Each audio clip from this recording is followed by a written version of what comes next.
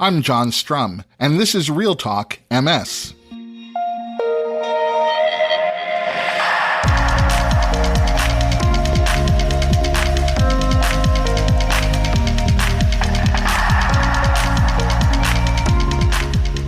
It's March 7th, and we have a lot to talk about.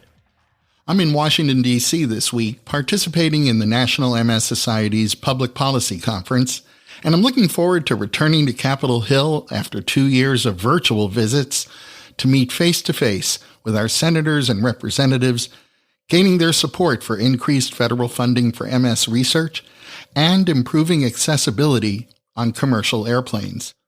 But what I'm most looking forward to is being with a couple of hundred MS activists. The passion and energy that everyone brings to this event is off the charts, and I can't wait to be a part of it. To be honest, this episode of the podcast sort of snuck up on me. It wasn't exactly what I had planned. When my guest, Robert Munns, first reached out to me over email, and I learned about his organization, I knew that I wanted to share some information about the amazing work, the mission of this nonprofit organization called Oceans of Hope U.K. that Robert had founded. But as I talked with Robert, I realized that there was another story to share as well. And that was the story of how Robert reclaimed his life after a strong but not uncommon emotional reaction to being diagnosed with MS. And so you'll find today's interview goes longer than the typical Real Talk MS interview because there are two stories to tell here. You need to hear about the work that Oceans of Hope U.K. is doing and learn how you might want to get involved. But you also need to hear how Robert became inspired and motivated to reconnect with who he was and what he was all about, all thanks to a remarkable sailing adventure. I hope you find both stories as compelling as I do. But before we get to my conversation with Robert Munns, there are a few other things that you should know about. The America's Committee for Treatment and Research in Multiple Sclerosis held their annual meeting, the ACTRIMS Forum, about 10 days ago in San Diego.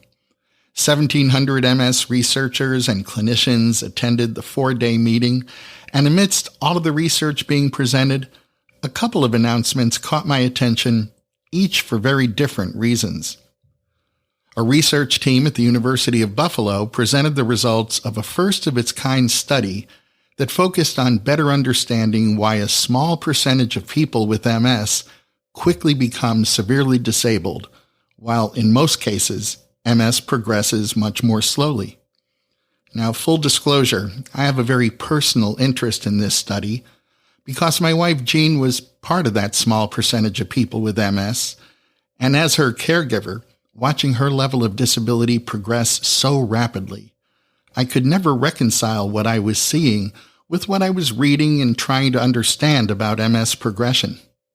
To conduct this study, the research team recruited 53 severely disabled participants with MS from the Boston Home, a remarkable residential facility specifically for people with advanced neurological disorders, including MS. Each of these participants was paired with what you might want to think of as a twin, someone of the same age, same sex, and even the same MS disease duration, but who was experiencing far less cognitive and physical disability. Using advanced imaging, including PET scans and 7 Tesla MRI, the researchers searched for differences between the two groups of study participants, biomarkers that might explain the rapid, aggressive disability progression among the study participants from the Boston Home. And they found some. It's widely accepted that MS is characterized by the formation of white matter lesions in the brain. These are the lesions that you typically see in an MRI scan of someone living with MS. However, the study participants with severe disability showed significantly more gray matter loss in the cortex and thalamus compared to their less disabled twins. Interestingly, the loss of whole brain volume was comparable among both groups, as was white lesion load.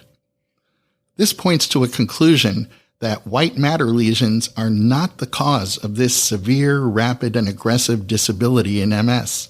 And that's important because many MS disease-modifying therapies are focused on slowing the accumulation of white matter lesions, which means they offer limited or perhaps no benefit to someone who may be experiencing this most severe form of MS. The researchers also observed that study participants with severe disability also showed more pronounced atrophy in the medulla oblongata. That's the connection between the brainstem and the spinal cord, which serves as a proxy for spinal cord atrophy. In other words, the study participants with severe MS disability were also shown to suffer from a loss of actual spinal cord substance.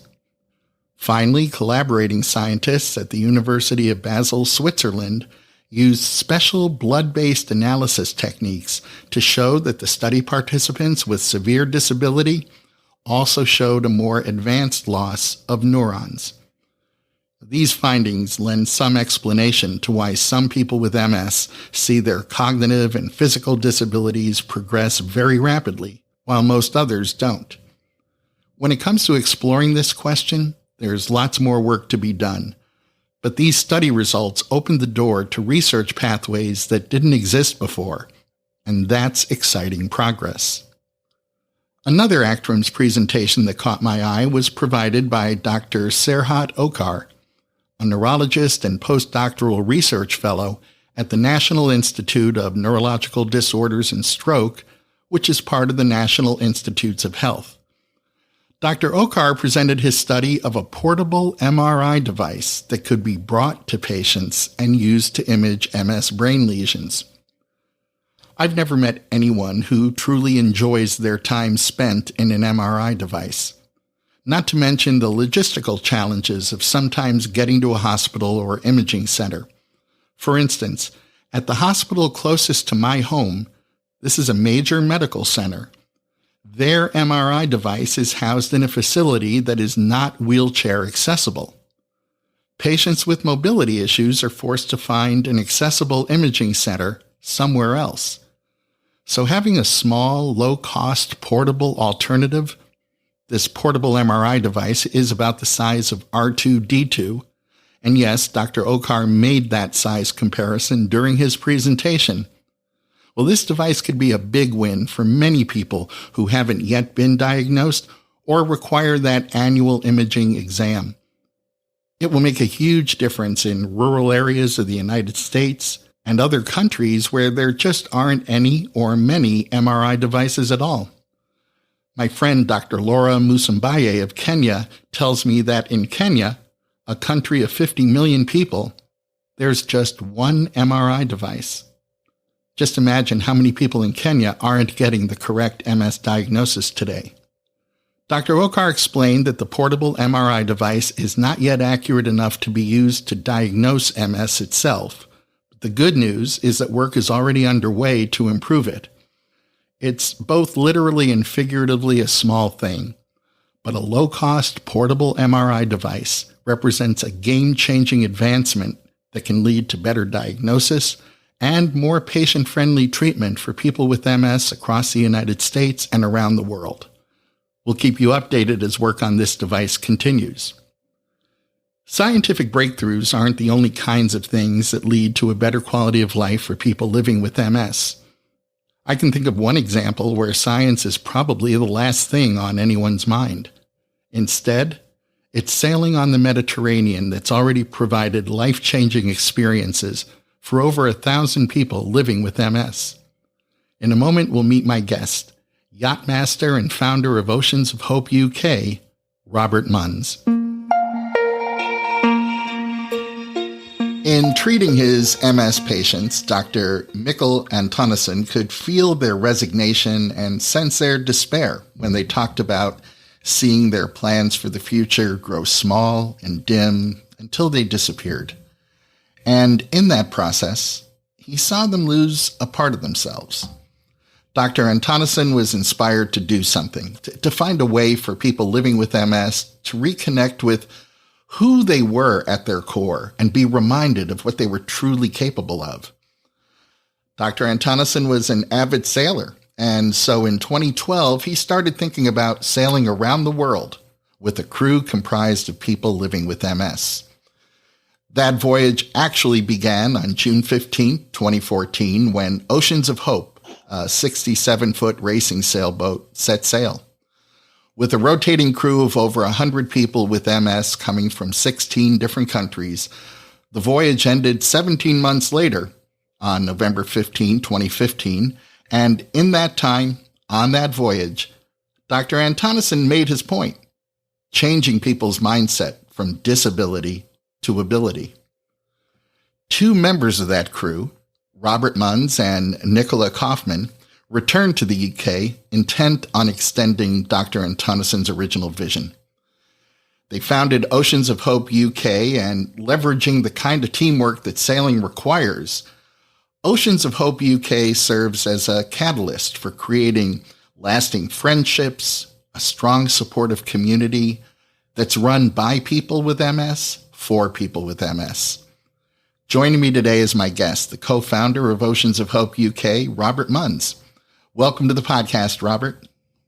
Hi, John, and thank you very much for letting me come on board. You know, before we talk about what's happening right now at Oceans of Hope UK, can you tell me what your experience was like on that original circumnavigation? Okay, well, I was diagnosed in 2008 with MS, quite brutally and quite quickly. And I didn't realize the next 6 years of my life were going to be the way they panned out. It only took me getting on the boat with Mikkel to realize how much of my life had been lived not to its fullest. I spent good time with good people on board the boat on the leg that I sailed, which I'll tell you about in a wee while. But what I realized is I wasn't the one that was worst off. I was living with the fear, and that was having a bit of a squiffed perception on myself. And I didn't realize how much it was affecting me until I got on the boat with others with MS. And that perception of my MS was obviously wrong. It was dimming the lights on every possibility in my life, whether it was love, work, family, friends, or just being the gregarious fool that I am. I've always been. And there was a bit of me for those 5 or 6 years that wasn't existing. And to use your words, that part of me had disappeared, and I didn't realize that I was mourning the loss of that person. And getting on a boat with 6 other people with MS and a great crew, including Mikkel, I realized that perception was wrong. And I realized how wrong and how it had affected my life. We were encouraged to write blogs on board, and my first blog was an apology to myself, my loved ones, and my family, apologizing for not being there. And that was done in a pool of tears on board in the galley while I was sailing from the Galapagos Islands to Tahiti. And that was nearly 4 weeks of sailing.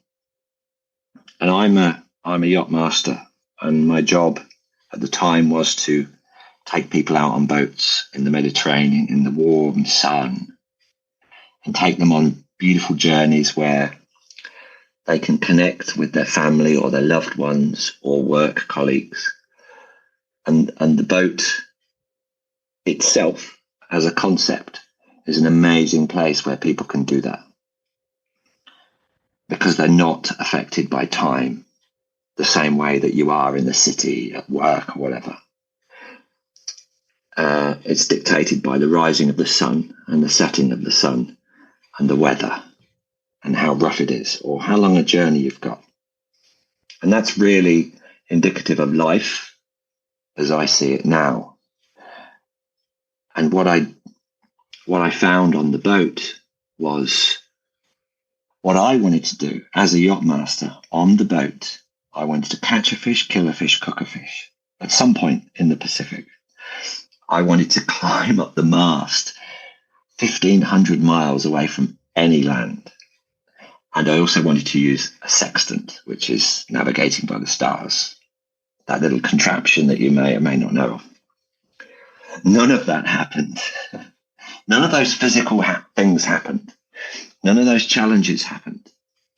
It was this odyssey for me, listening to other people, listening to the time, the waves, listening to the sun, listening to the moon, and finding my place again, finding my character again that was kind of lost for quite some time. And to be honest, it's the most interesting part of my character, the fun idiot. And I found my place again in the crew, where I was the one that kept spirits up. We made cooking fun. We made the long hours during the night really special through engaging with each other and listening to each other's dilemmas, whether it's MS related or not. And before you know it, nobody is apologizing for being there. Nobody's apologizing for dropping things or tripping up or being tired or forgetting things. How ironic. I almost forgot forgetting things. And what I found was I was reconnecting with my old self, and the time on a boat is universal, that you get a chance to reconnect with what's important. And I think that was really important for me to do that. Forget about the physical challenges, deal with the now and the moment. And ever since, that's what I deal with, the moment of now, who I'm with, and my commitment to you now. So this wasn't only an experience of being on board on that part of the journey at sea, but this is something that the things that changed within you stayed with you once you disembarked and reconnected with your everyday life. Totally. I was given a gift by Mikkel and the crew. I was given a gift of hope, of recapturing my identity again, putting it into perspective, where I was, where I'd been, and now where I can go, irrespective or in conjunction with my MS. So there you were, having this amazing experience on board, and your part of the journey comes to an end in Tahiti. How do you go from there to deciding what we really need to do is start Oceans of Hope UK? I'm very lucky because my job was kind of, my season starts in May through till the end of October in the Mediterranean. I got off Oceans of Hope in early April. And my boss, the owner of the boat that I ran, he was very aware of that I was doing this. And he was very aware of my journey with MS. He was a very supportive boss. I was given this gift by Mikkel and the boat. I like to call it a giant cake. I was given this cake and I ate it all, and I loved every single piece of it. So that spring, that summer, when I went back to the boat that I ran, ironically called Big Smile, I spent that summer working out how I was going to make more cake for others to have a similar cake, for others to have a tiny piece of the huge cake I had. And how was I going to do that? For whom was I going to do that? And more importantly, when, where, and how many people I was going to do it for. So that summer, I was through Greece into Turkey. I just decided that I would have a flotilla of little boats in Turkey in the following May, before my season next year started on Big Smile in Turkey, in the same marina, basically. So it was I wouldn't say it was very well timed. It wasn't very well organized. It just fitted in well. I wish I could take the credit for it, but the boat decided where we were going to do it. So that autumn, so that's now the autumn of 2015, the same time as when Oceans of Hope came back to Barcelona and then continued round to Copenhagen in November of that year. I went to Mikkel and said, I remember it so well. And I said, look, I've got this idea. You gave me this gift. I just want to reproduce it in another way, where we can give people a chance to try it, a chance to recreate the thing that I had, which is people finding their identity, people going outside of their comfort zone, finding new possibilities, learning new skills, and creating a small, very passionate community of people who have gone through the same thing. And Mikkel went, well, I think he went, yeah, okay, good luck with that. But that autumn I kept going. I put the cost of the boats on my own personal credit card and hoped that I would get enough people to come. So the event cost X amount, and we just divided it by the number of people that came. That's how it all started for me, which was a hugely emotional journey and hugely impactful upon the work that Mikkel did. I was deciding to be magnificent again. I was deciding there are possibilities again. I was deciding that I'm worthy again. I was deciding that the bit of me that was missing is back. And I decided that he's going to rule the roost for a while. And that was so fundamental in how I make the cake. Since you first started baking that cake, it's developed a few layers. Today, if someone visits Oceans of Hope UK website, they're going to see, I think, 3 different levels of what you call sailing challenges that people with MS can participate in. Do I have that right? Yes, you do. Thank you very much. The website is www.oceansofhope.co.uk. And each event that we do is called a challenge. And right at the start, there was a lot of debate about the word challenge. I wanted the word challenge because I'd done it and I knew what sort of challenge it was. And I knew that people like me, people that had different compromises, if I may use that word, in their life, would challenge themselves. And the brave ones do challenge themselves. And we help them get over those challenges, whether it's physical, emotional, comfort zone, new skill, or whatever. We help people overcome their challenges. And by doing that, we're helping ourselves. The challenges are set out in 3 different sort of levels, I suppose.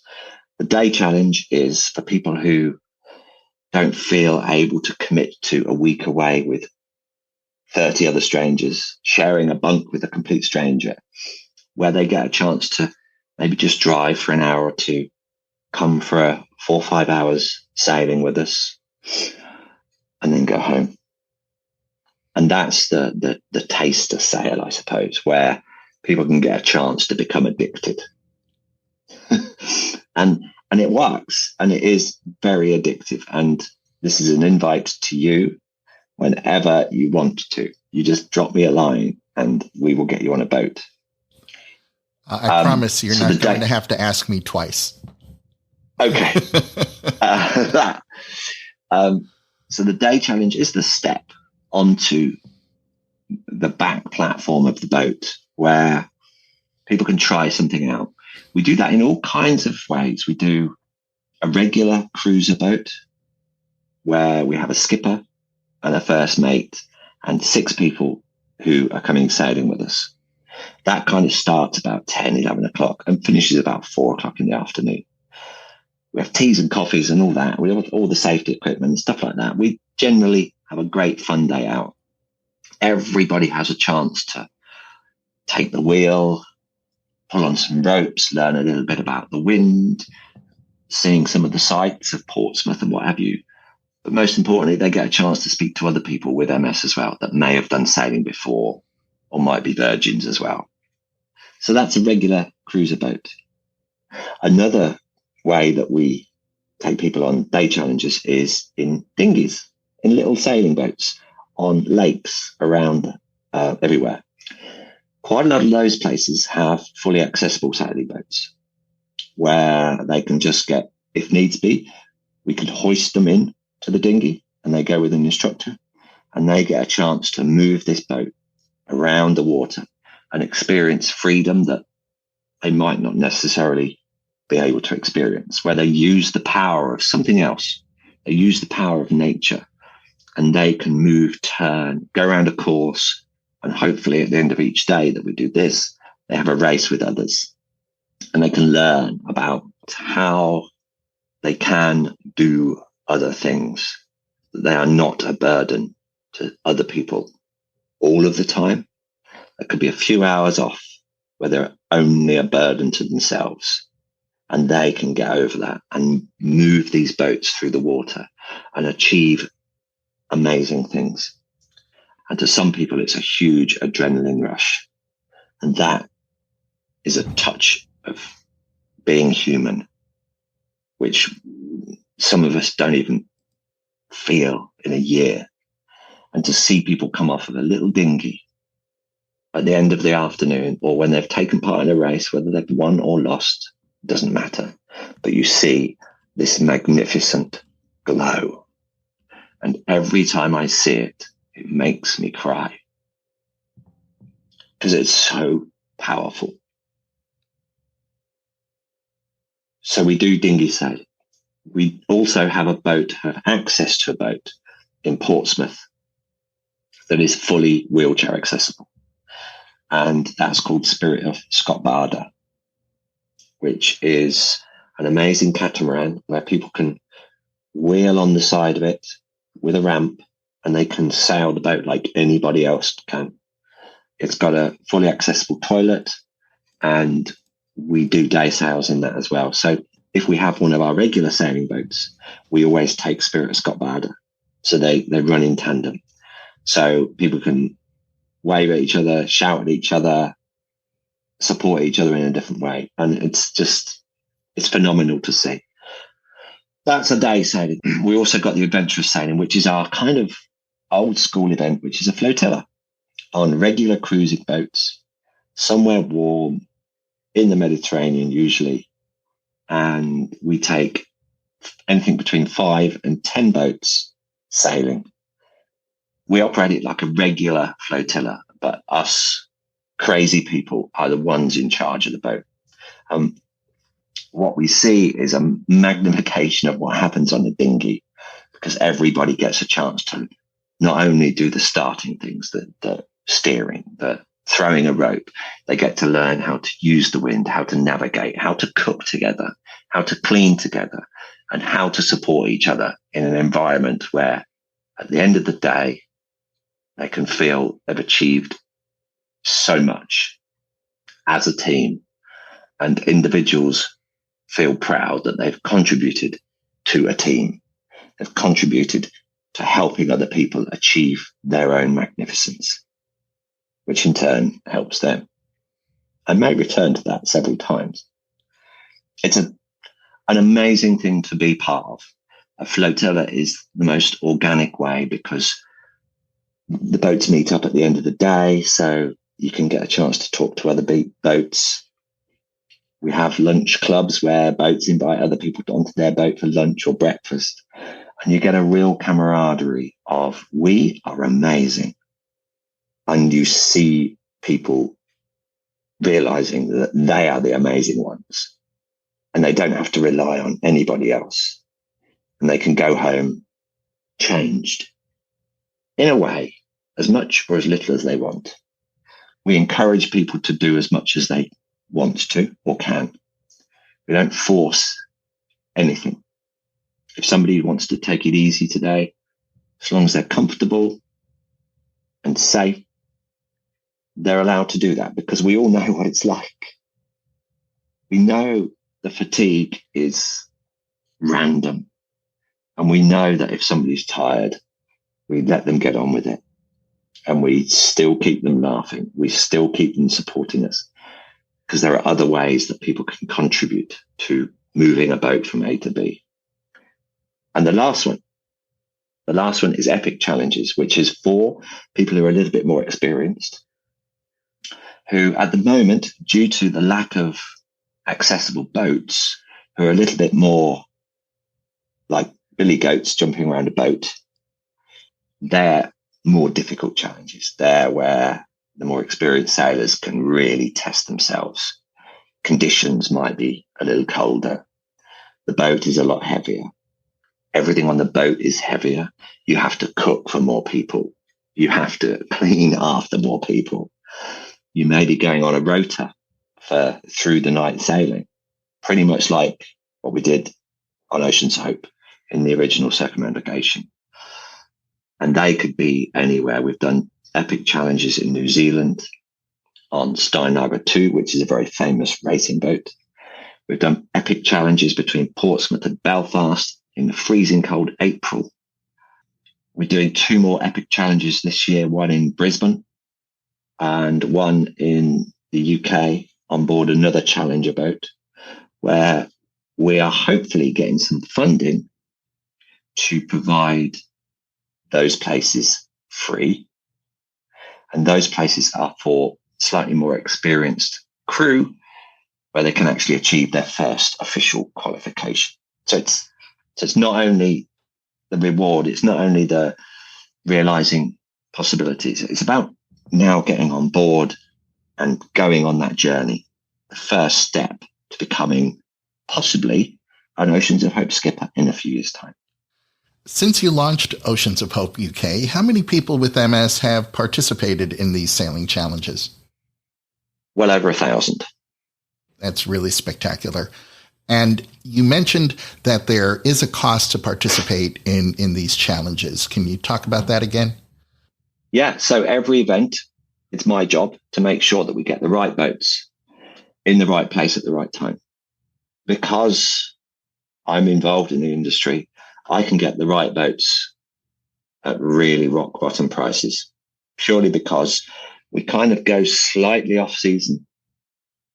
But I just shop around and I get really good deals on really good boats. We have volunteer skippers who give a week of their time to enable 6 or 8 people to go sailing with them on one of these boats. So then that's a budget. That's a budget for the entire event. Divide that by the number of people that are coming sailing. They get free t-shirts. And we have to pay for the skipper's flights to get there. And basically, that's it. It's not rocket science. I'm telling everybody the secret formula. It's not a secret formula. But what it is, it's my job to make sure the boats are at the right place, the right quality, and at the right price. And usually it works out really, really economical compared to what it should cost. You know, if you or anybody that's listening that likes to go on a floatel holiday or a bareboat charter holiday or a holiday on a boat with a skipper, you're talking at least £1,000 for the skipper. You're talking about at least £800-900 per person who's going on that boat, and that's for like the bare minimum. This year, which hopefully we'll get a chance to talk about, we're doing an event in Athens where we are getting some people together on some boats, and the cost per person is £395. A bit of that is through everything that I do. A bit of it is subsidized, but that's £395 for a boat with a skipper. operating in a really lovely area. And I think that would be at least £1,000 more per person if it was a regular kind of holiday. So tell me again how people can find out more about Oceans of Hope UK. So for everybody that has MS that is looking for a new challenge or is interested to find out, all they need to do is go onto the website, oceansofhope.co.uk, go on to take part, and then you've got the choice of those 3 different types of challenge. The adventurous challenge is the popular one, which is currently, we've got 3 events on there. The big one, which I kind of really talking about today, is our flotilla in Athens, which is our first big flotilla since lockdown. All you need to do is click on take part, and then you get a choice of the 2 weeks that we're going, week 1 or week 2, and that's from the 6th to the 13th of May. And then the 13th of May to the 20th of May is week 2. All you need to do is click on one of those, fill out quite a simple form, and send it off. And that is your first step into achieving magnificence again. And also, if you can't get onto the website or whatever, www.oceansofhope.co.uk, you can also find us on social media, both Facebook and Instagram. And our tag is at Oceans of Hope Challenge. And that's Facebook and Instagram, at Oceans of Hope Challenge. And if you're a Twitter person, it's at OOH Challenge. When people ask me what I look for in finding guests for the podcast, I like to say that I'm always looking for people who are difference makers. Robert Munns, you certainly qualify as a difference maker.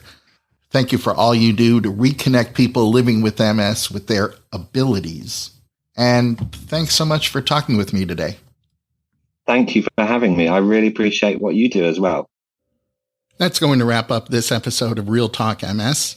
Real Talk MS is powered by the National MS Society. And you can share this episode of the podcast by letting your friends or family members know that all they have to do is point their web browser at realtalkms.com/288. You'll find that link in today's show notes so you can easily copy and paste it right into an email or a text. And if you have a minute, I hope you'll visit the Apple App Store or the Google Play Store and download the free Real Talk MS app for your iOS or Android smartphone or tablet. It's the best way for us to stay connected. The app will automatically download the latest episode of Real Talk MS. You'll be able to access any of our past episodes. You'll be able to save your favorite episodes. And it's a great way for me to share bonus content with you. The app is free, so I hope you'll download it today. I'm John Strum. Thanks for listening. Stay safe and make healthy choices.